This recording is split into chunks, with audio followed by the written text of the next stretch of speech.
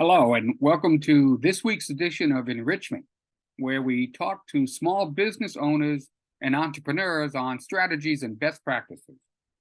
Although small businesses are often at a disadvantage when competing with bigger companies, they can have one advantage. We can always be smarter than they are. So let's get right to it. This week, our topic is choose a job you love, and you will never have to work a day in your life. We've all heard a version of this. The origin of it is unclear, but many have taken it to heart. Those who have often struggle at times to live up to the spirit of the quote. I think that although we would all love to think it's true, I don't believe it. I love what I do. All right, let me rephrase that. I love most of what I do. Some days I might even lower this to I love a lot of what I do.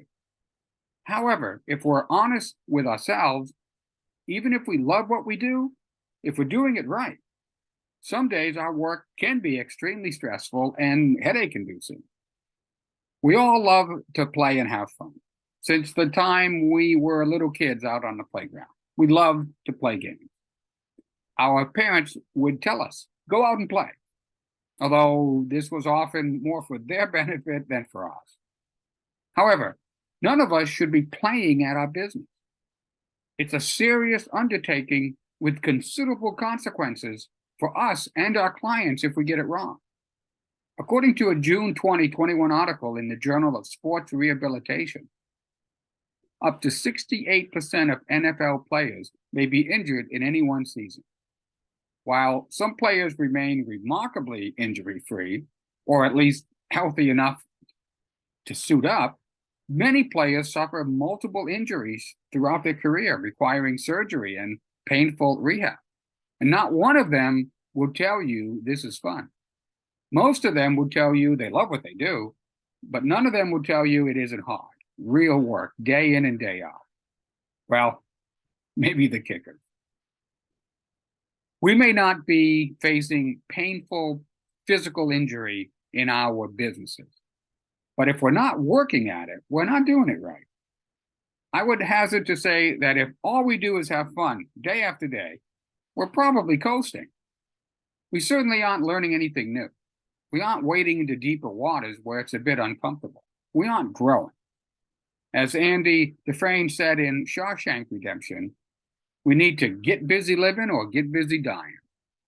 Roberta Smith, co-chief art critic at the New York Times, said, when you stop learning, you stop growing. And when you stop growing, you stop living. Learning new things about what we do, about our businesses, and about the variety of subjects that can impact how well we do our jobs is critical to staying on top and providing the best services to our clients. It requires constant work. That often includes early mornings, late nights, or putting ourselves in situations that make us uncomfortable or unsure of ourselves. This isn't something anyone loves to do, but it's the hard work necessary to grow and succeed. In a post by Shamia Johnson, a renowned psychotherapist, she states, the dichotomy between emotions of love and hate can be confusing when they seem to exist at the same time. However, she's quick to point out that when both are present, they're both temporary. Love and hate are natural human emotions that can seem to overlap. At times, it seems like the distance between the two is an immense gap, while at other times, they seem to be rubbing up against each other. It's okay to say, I love what I do. In fact, that's why most of us are in business. But don't fall prey to the trap of, I'll never work a day in my life. If you're growing and learning, you're working.